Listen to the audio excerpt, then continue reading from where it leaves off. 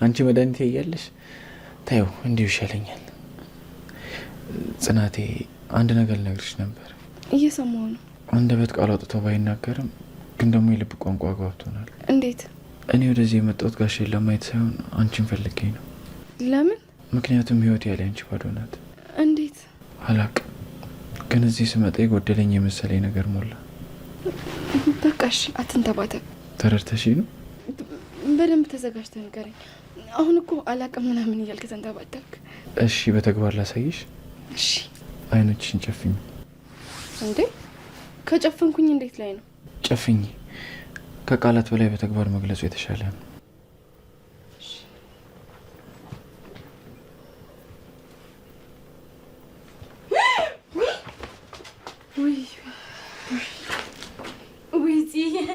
ደገምሽው እኮ። ገደል ግቢ። ምን አለ በር አንኳኩተሽ ብትገቢ? እንዴ ለተከፈተ በር ነው እንዴ ማንኳኳ? አንቺን ዋሻ ውስጥ ነበር ወስዶ መዝጋት። እሺ በቃ ወይ ልውጣ፣ ተቀጥሉት። ምኑን ካቆማችሁበት? አረ የህሉ ሰፌድ እንኳን እኮ ውጭ ነው። በቃ እሱ ላስገባ።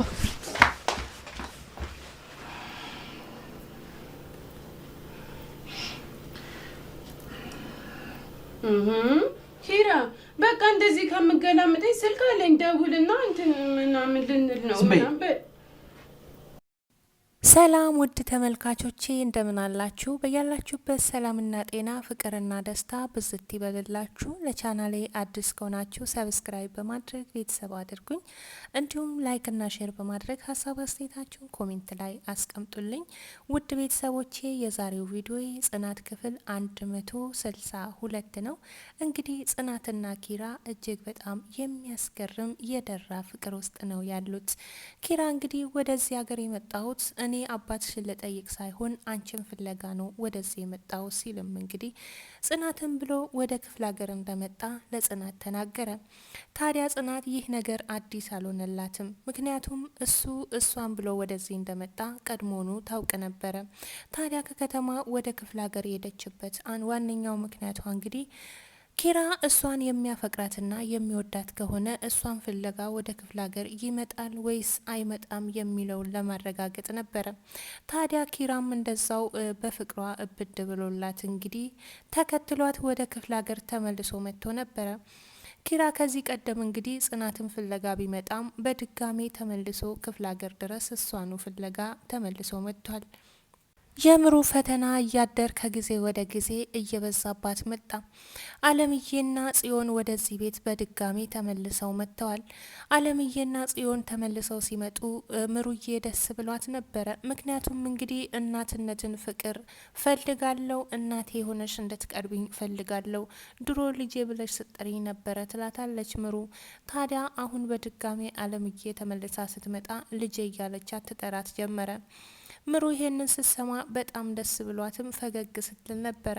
ምን ነው ልጄ በፈገግታ ሆነሻል ዛሬ ምን ተገኘ ስትልም አለምዬ ስጠይቃት ነበረ። ምሩም እንግዲህ ደስ ያለኝ እናንተ በመምጣታችሁ ነው፣ እንዲሁም ደግሞ አንቺ ስለመጣሽና ተመልሰሽ ስለመጣሽ ወደ ቤቴ ደስ ብሎኛል በማለትም እንግዲህ ለዛ ፈገግታ በፈገግታ እንደሆነች ተናገረች።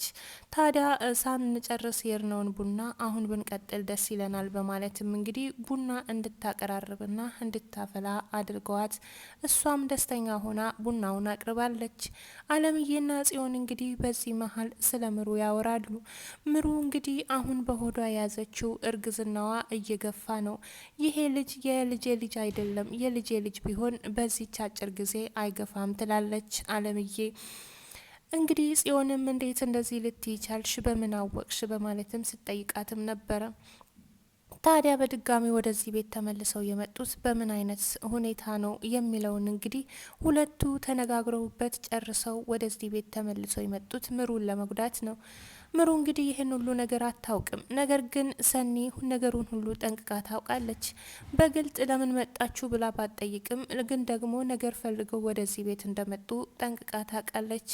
እየተከታተለችም ለምን ወደዚህ ቤት እንደመጣሽ ገብቶኛል፣ እኔ ተመልሼ ወደዚህ ቤት ሳልመጣ የመጣሽለትን ድራማሽን ሰርተሽ ቶሎ ከዛ ውጪ በማለትም ጽዮንን አስጠንቅቃት ነበረ። መንገድ ላይ አግኝታት ሁሉንም ነገር ነግራት ከአጠገቧ ሄዳለች። ኒና እንግዲህ ክፍለ ሀገር ከገባችበት ጊዜ ጀምሮ የተለያዩ ፈተናዎች እየገጠሟት ይገኛሉ። ኒና ክፍለ ሀገር ከገባች በኋላ ከሰው ጋር እየተጋጨች ኪራንና ጽናትን እያበሳጨች ትገኛለች። ኪራ ዴቭ ጋር ሄዶ እንግዲህ እስቲ የሀገራችሁን ባህል ንገረኝ በማለትም የሀገራቸው ባህል ምን እንደሚመስልና እንዴት እንደነበረ ሲጠይቅ ነበረ። ዴቭም ስለምን እንድነግር ትፈልጋለ? ስለ ጋብቻ ነው ወይስ ስለ ለቅሶ ነው ወይስ ምንድን ነው ማወቅ የምትፈልገው በማለትም ጠይቀው፣ እሱም እንግዲህ ስለ ሰርግ ስለ ጋብቻ እንዴት እንደሆነ ማወቅ ፈልጋለሁ። አንተ የምትወዳት ሴት ካለች ወይም ደግሞ ቤተሰቦች የወደዱልህ ሴት ካለች እሷን ሴት ታያለ። ካየህና ደስተኛ ከሆንክባት ወደ እሷ ቤተሰብ ሽማግሌ ትልካለ። ከዛ በኋላ የእሷ ቤተሰብም ያንተን ቤተሰብ ያጠናሉ። ልጅቷን ማስተዳደር የምትችልና ብቁ መሆንህን ያረጋግጣሉ። ከዛ በኋላ ሽማግሌዎችን ይቀበላሉ። ከዛም በአጭር ጊዜ ውስጥ ሰርግ ማድረግ ትችላላችሁ በማለትም እንግዲህ ባህላቸውን አስጠንቅቆ ሲነግረው ነበረ። ኪራ እንግዲህ እችላለሁ ማስተዳደር አስጠንቅቄ ዘና ርጌ አኖራታለሁ በማለትም ሲናገር ነበረ። ታዲያ ስለ አንተ ነው ወይስ ስለ ሀገሩ ባህል ነው የጠየከኝ በማለትም በተደጋጋሚ እንግዲህ አብረው ሀሳብ ሲለዋወጡ ነበረ። ጽዮን ሰኒን መንገድ ላይ አግኝታት እንግዲህ ሰኒ ልክ ልኳን ስለነገረቻት ብቻ በሰኒ ላይ ተናዳባታለች። ሰኒ ቢሆንም ተንኮልሽን አውቄብሻለሁ፣ ነገር ግን ተንኮልሽ የትም አያደርስሽም። ይሄን ነገር ብትተዩ ነው የሚሻልሽ፣ ካልሆነ ግን ባንቺ ይከፋል በማለትም ማስጠንቅቃታለች። ናቲን ቡጥን ወደ ቤት ይዞ ከመጣ በኋላ ከቅዱስ ጋር በጭራሽ ሊስማሙ አልቻለም። ቅዱስ እንግዲህ ቡጥ በደረሰችበት መድረስ አይፈልግም። እሷ ስርዓት የሌላት ሰው ናት። ስለዚህ ወደ ቤቴ ይዘክ እንዳትመጣ በማለትም በተደጋጋሚ ለናቲ ነግሮት ነበረ። እንግዲህ እሱ ባልፈለገበት ሰዓት ቡጥ ቤት ድረስ መታ በራን ኳኩታ በድጋሚ ወደ ቤት ተመልሳ መታ ነበረ። ለምን መጣሽ ሲላትም እንግዲህ ናፍቀኸኝ ነው የመጣሁት፣ እኔን አትፈልገኝም፣ ለምንድን ነው እንደዚህ ምትለኝ ስትለውም ነበረ።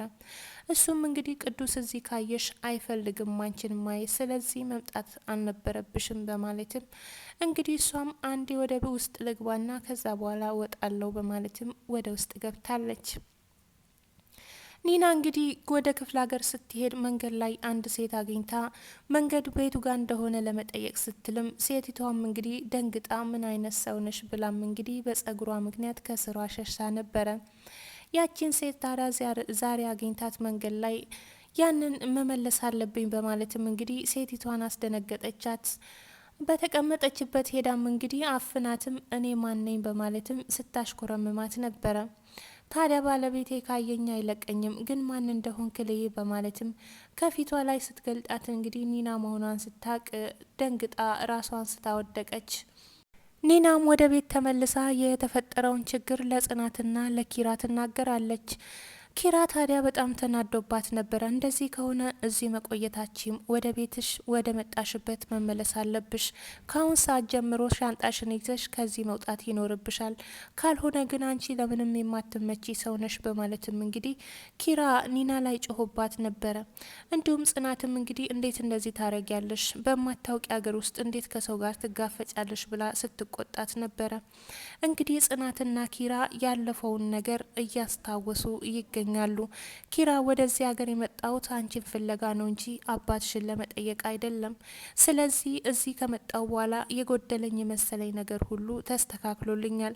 ለምን እንደሆነ ባላውቅም አሁን ደስተኛ ነኝ ይላታል።